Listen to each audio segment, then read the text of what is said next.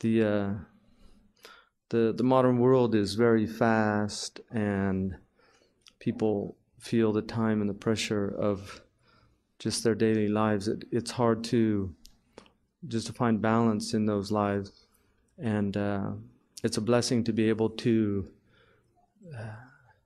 remove oneself somewhat from that hustle and bustle out there, and to be in a place where there's a lot of nature and things that historically people were very connected to. I mean, there still are people connected to these things, but they're increasingly diminishing in terms of just numbers on the earth. The major cities that are emerging all over the world they're terrifying in that so many people that traditionally were living off the land and connected to the natural cycles have moved in, and we have massive slums all over the world. For people that have traveled and seen some of these places, we've got about 1/4 of the Earth's population now living in really slum conditions, which was very, very different. Modern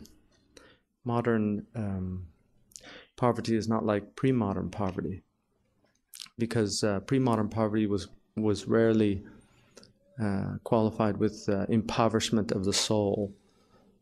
If any of you have been to Pakistan, a lot of you are, unfortunately, some of the really young people don't realize how much has changed just in the last 20, 30 years. Swat Valley was one of the most beautiful places in the world, and I know people that became Muslim because they visited Swat Valley. So, and the stories about just the incredible hospitality and the beauty of the people of the Swat Valley. So when you read now about what's happening in places like that, it's very disturbing. When I first went to West Africa, well, it was actually my second time. My first time was in 1978. But the second time that I went,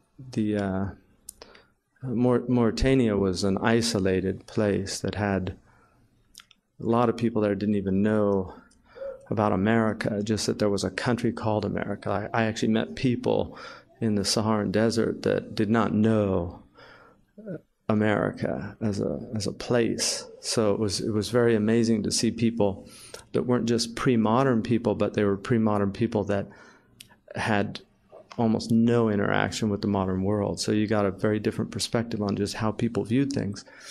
And now in Mauritania recently, there was a tourist that was killed, and even though it was very shocking for the people generally, that the fact that there were some Muslim extremists that did something like that in Mauritania was like very shocking for the Mauritanians, because that type of Islam, or that manifestation of Muslim behavior, not that type of Islam, that manifestation of Muslim behavior was really unknown in that place. So it was a big shock. So things have changed, but it's very nice for us and to be able to come out here. And so I think we should do our best to take advantage of. Imam Zayd and I took a walk, and there's a place called the Baptist Vacation Bible School, and right down the road. But that was I like the name, Vacation Bible School, because vacation is from a Latin word to empty out.